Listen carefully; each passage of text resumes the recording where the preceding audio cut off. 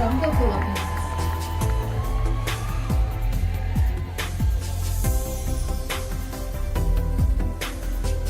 I know you are all nervous.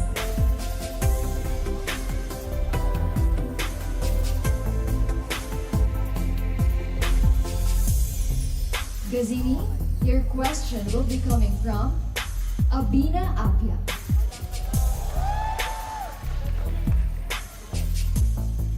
Sorry. Mabuhay. Cyberbullying has become one of the biggest threats facing young people today. Beyond simply telling people to be kind, what particular steps should society take to reduce cyberbullying? I would read it again for you. Cyberbullying has become one of the biggest threats facing young people today. Beyond simply telling people to be kind, what particular steps should society take to reduce cyberbullying?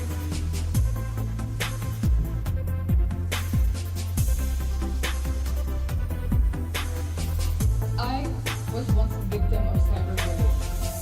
It is not easy to go through something that you didn't ask for. As a Filipina Palestinian, I have raised my voice and I have conquered through my fears because I faced the struggles that I've been facing.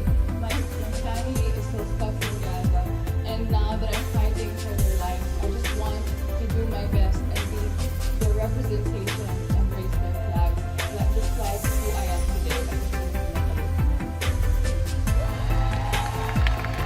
Thank you, Gazini. So mga kapolitika, yun po yung final question and answer portion ng Final 5 dito sa naganap na MJ All-Stars 2026. At unfortunately is dito na po sa top 5 nagtapos ang journey ni Gazini Ganados sa competition or labanan ng MJ All-Stars.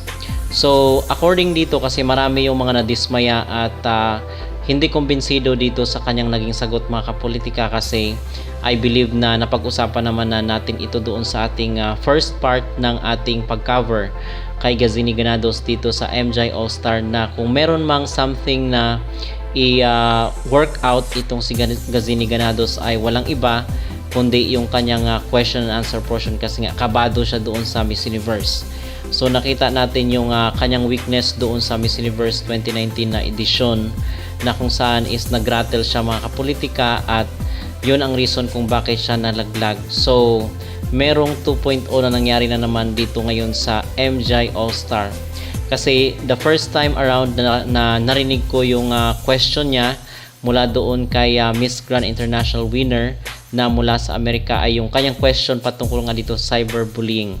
So napakadali lang sana mga kapolitika sagutin yung kanyang question doon regarding dito sa cyberbullying. Pwede naman siyang mag-cite ng halimbawa katulad regulation from government, pero unfortunately mga kapolitika ay hindi natumbok ni Gazini.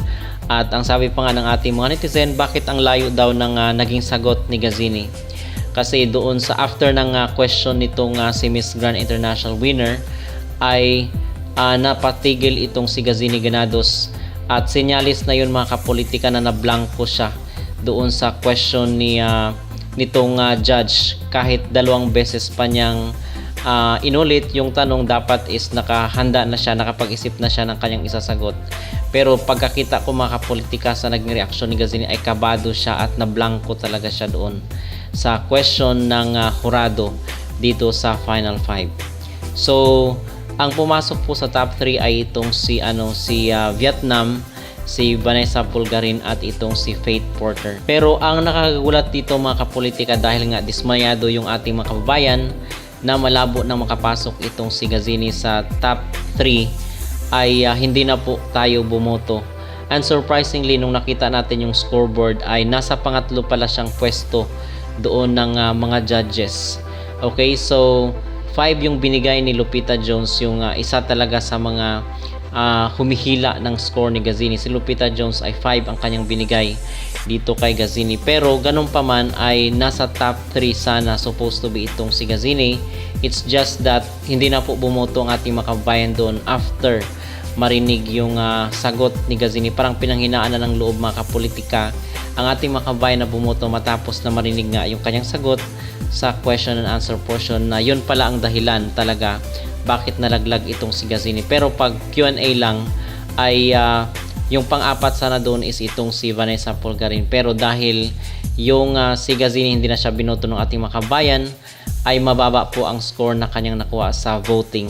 Kasi nga sinasabi natin na 30% ay kukunin to sa botohan. Pero dahil hindi na nga bumoto yung ating mga kabayan ay nalaglag siya at nasa pang-5 pwesto na itong si Gazini Granados.